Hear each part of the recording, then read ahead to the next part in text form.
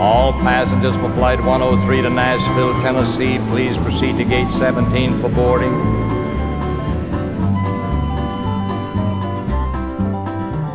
Well, I played Chicago the other night and was headed back home on a morning flight. I had my luggage all checked to Nashville, Tennessee.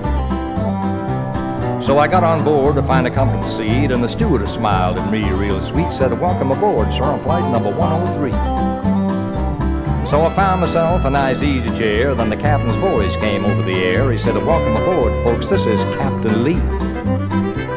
Said the weather's kinda nasty down here, but where we're going it should be clear, and the time in Nashville right now is 3:30.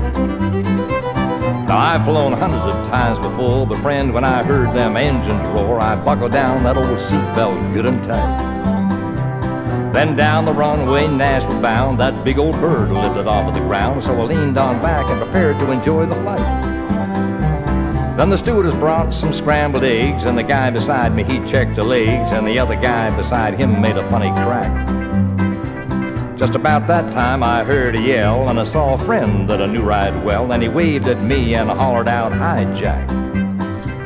Well, I really don't know who's to blame, 'cause Jack has always been my name, but I want to tell you right now, and this is true.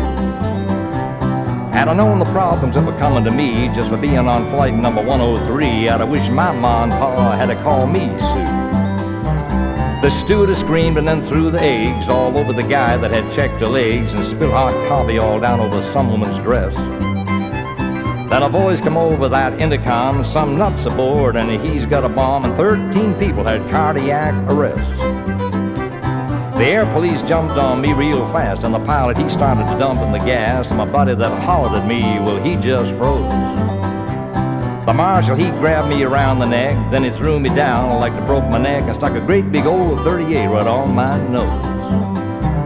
Well, I tried to tell him that Jack's my name, and I had no intentions of bombing the plane, and just about that time everything went black. Well, he brought that gun down upon my head, and it hurt so bad that I thought I was dead, and all because my buddy had said, "Hijack."